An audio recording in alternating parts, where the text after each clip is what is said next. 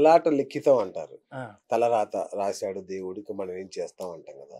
నిజంగా అలాంటిది ఉంటుందా లలాట లిఖితం అనేది? ఖచ్చితంగా ఉంటుంది. ఆ! ఖచ్చితంగా ఉంటుంది. అది అది ఉంది గాబట్టే గదా! ఓకే. ఎంత సిస్టమాటిక్‌గా భగవంతుడు రాసి పంపుతున్నాడు. పలానా బిఎస్ గారు పుట్టారు. అవును. ఆయన మీడియా రంగంలోకెళ్ళాలి. ఫణి భాస్కర్ పుట్టాడు. వాడు జ్యోతిష్యం నేర్చుకుంటాడు. ఇంకొకళ్ళు పుట్టారు. వాళ్ళిలా. మరి ఎందుకు వాళ్ళ మనసు అటువైపే వెళుతోంది? ఓకే. బుద్ధి కర్మానుసారిణి. ఓకే. బుద్ధి దేనివల్ల ఏర్పడుతుంది అంటే, కర్మల వల్ల. మనం గత జన్మల్లో ఏవైతే చేసాం. చాలా చక్కటి ఉదాహరణ ఉంటుంది. ఓ తోటకూర పండించుకునే రైతుంటాడు. వాడు ఒక ఎకరం పొలంలో పండిస్తాడు. వాడొక్కడే ఉంటాడు. వాడు అమ్ముకోగా సరిపోతుంది వాడికి డబ్బు. మిగతా తోటకూరంతా పట్టుకొచ్చి ఇంటి ఎదురుగుండా పోసేసేవాడు. ఒక పెద్ద డ్రమ్‌లోనో, ఇందులోనో. అందరూ తీసుకెళ్ళేవాళ్ళు. డబ్బున్నవాడు, డబ్బు లేనివాడు అందరూ కూడా ఆ తోటకూర ఫ్రీగా పట్టుకెళ్ళేవాడు. హ్మ్. వాడికి తర్వాత జన్మ మహారాజుగా పుట్టాడు. ఆ! పుట్టినప్పుడు పూర్వజన్మ స్మృతి కలుగుతుంది. కలిగి అందరిని ఒక ప్రశ్న అడుగుతాను. అంతకి ఇంత అయితే ఇంతకి ఎంత అని. ఇప్పుడు ఈ విషయం చెప్పాను కాబట్టి మీకు ఏదైనా కొంత అర్థం అవుతుంది. హ్మ్. ఎవరికీ అర్థమయ్యేది కాదు. అంతే కదా! తలకాయలు బద్దలు కొట్టేసుకునేవారు. రాజుగారికి పిచ్చెక్కిందని అనుకునేవారు. దత్తుడి యొక్క భక్తుడు శివశర్మ అనేటువంటి ఆయన దత్తాత్రేయుడిని నమ్ముకున్నవాడు. అంతకి ఇంత అయితే ఇంతకి ఇంతే అంటాడు. రాజు వచ్చి వాడి కాళ్ళ మీద పడతాడు. దీని మీనింగ్ ఏంటి అంటే, అంతకి ఇంత అంటే అంత తోటకూర నేను దానం చేశాను కాబట్టి వాళ్ళ మహారాజుగా పుట్టాను. మహారాజుగా పుట్టిన నేను బళ్ళకి బళ్ళు తోటకూర దానం చేస్తున్నా. మరి తోటకూర దానం చేస్తే మళ్ళీ తోటకూర జన్మే వస్తుంది. ఎందుకు? అప్పుడు వీడికి ఏమీ లేదు.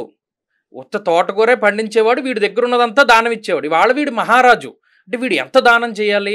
రత్నాలు చేయాలి, వైఢూర్యాలు చేయాలి, లేకపోతే భూదానాలు చేయాలి. వీడు సంపాదించుకుని వీడు తినగా మిగిలినదంతా దానం చేయాలి. అలా చేయకుండా మళ్ళీ తోటకూరే దానం చేస్తున్నాడు. మళ్ళీ తోటకూర జన్మే వస్తుందండి. ఇది ఎక్కడి నుండి వచ్చింది? తపః పరం కృతయుగే త్రేతాయాం ధ్యానముచ్యతే ద్వాపరే యజ్ఞమిత్యాహు దానమీవ కలవు యుగే. కలియుగంలో దానమే చేయమన్నాడు. ఓకే. ఇంకా ఏమీ చేయొద్దన్నాడు. ఈ చేతిలోంచి ఈ చేతిలోకి వచ్చేలోపు ఐడియా మారిపోతుంది. ఇవ్వాలనుకున్నది ఇచ్చేయి. ఎడం చేతితో ఇచ్చినా దోషంలా. ఇవ్వాలనుకున్నది నువ్వు సంపాదించుకోగా మిగిలిన దాంట్లో లేదు 100 రూపాయలు సంపాదించుకుంటే 10 రూపాయలు దానం చేయి. అతిగా అపాత్ర దానం చెయ్యకు. అలా చేసిన వాడు సంతోషపడతాడు. గురుగారు ఇప్పుడు ఇది జాతకాల మీద ఎట్లయితే కొంతమందికి అపనమ్మకం ఉందో ఈ ముహూర్త బలం మీద కూడా నాకు కొన్ని సందేహాలు లేదు. అంటే అందరూ చక్కటి ముహూర్తాలు పెడతారు, మీరు పెడతారు, ఇంకా పెద్ద పెద్ద దైవజ్ఞులు అద్భుతమైన పండితులు పెట్టిన ముహూర్తాలకే చేసుకుంటారు పెళ్ళిళ్ళు కానీ వ్యాపారాలు కానీ. కానీ విధ్వంసం జరిగిపోతుంది ఏది చక్కగా. అంటే దాదాపు ఇప్పుడు 90% వివాహాలు ఫెయిల్ అవుతున్నాయి, 90% వ్యాపారాలు ఫెయిల్ అవుతున్నాయి. ఎక్కడ లోపం జరుగుతుంది? వ్యాపారాల గురించి పక్కన పెడదాం, వివాహం గురించి అడిగారు చాలా. రైట్. నిజానికి నా దగ్గరికే వస్తారు, పొంతన చూడమంటారు. అవును. పొంతనలో చూసుకోవలసింది చూసుకోరు. ఉదాహరణకి నాకు రీసెంట్గా వచ్చిన జంట, మేమిద్దరం ప్రేమించుకుంటున్నామండి, జాతకాలు చూడాలండి. నేను ఒకళ్ళ మొహమ్మే చెప్తా, ప్రేమించుకుంటున్నప్పుడు నందోరాజా భవిష్యత్, అసలు నువ్వు జాతకం చూడకు, వెళ్ళిపో, ఏదైతే అది అవుతుంది దూకే. జాతకం చూసుకున్న దగ్గర నుండి ఉదాహరణకు ఆ అమ్మాయి కుజదోషం ఉంది, నీకు లేదు, అది కుదరదు.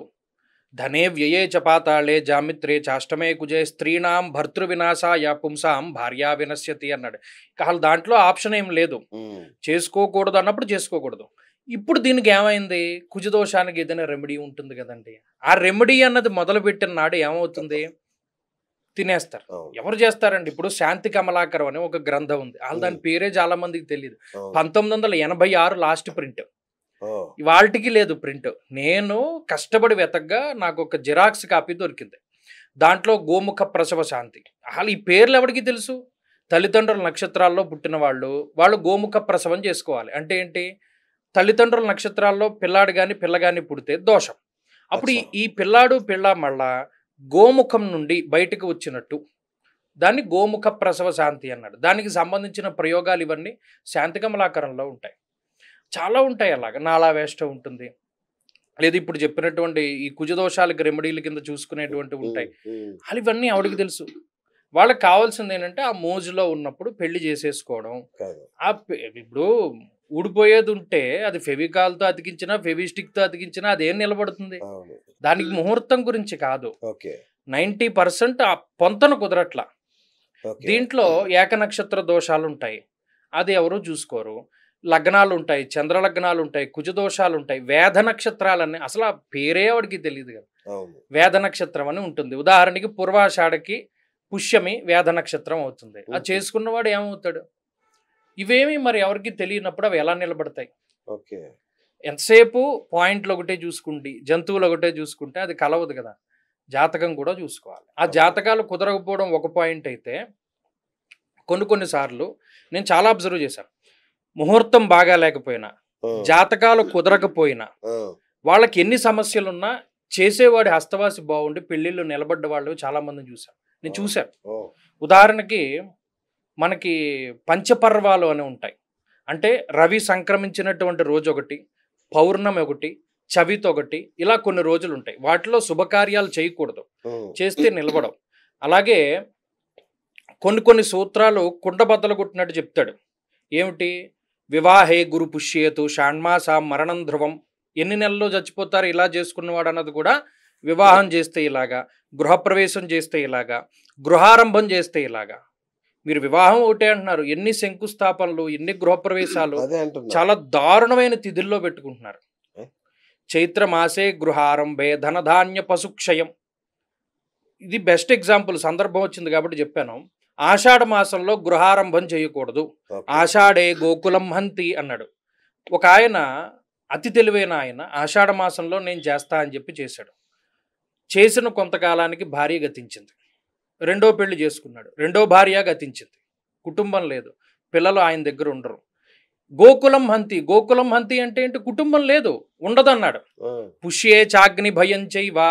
పుష్యమాసంలో చేస్తే అగ్ని భయం, ఆ ఇల్లు దగ్ధమైపోతుంది అన్నాడు. మరి ఇవన్నీ శాస్త్రంలో చెప్పినప్పుడు మనం ఎందుకు ఫాలో అవ్వం? ఇది పెళ్ళిళ్ళు ఫెయిల్ అవ్వడానికైనా, లేకపోతే వ్యాపారాలు ఫెయిల్ అవ్వడానికైనా ఫస్ట్ ఇండివిజువల్గా వాళ్ళ జాతకం. ఇప్పుడు మీ జాతకంలో వ్యాపారం చేసే యోగం లేదనుకోండి, మీరు వ్యాపారం చేయకూడదు. అంతేగాని ఉద్యోగం మానేసి వ్యాపారం చేస్తూ కొన్ని రెమెడీలు ఉంటాయి. వ్యాపారంలో కోట్లు గణించాలంటే ఎర్రమోట్లో యాలకులు లవంగాలు కట్టుకోవాలి. ఈ లెక్కన మరి మిలీనియర్లు వాళ్ళు ఎన్ని లవంగాలు ఎన్ని యాలకులు వాళ్ళు నోట్లో వేసి తిరిగారు. అంబానీ ఏం చేసి ఉండాలి ఈ లెక్కన? ఏం చేసి ఉండాలి? వాళ్ళకి యాలకుల ఫ్యాక్టరీయే ఉండాలి. అదే కదా.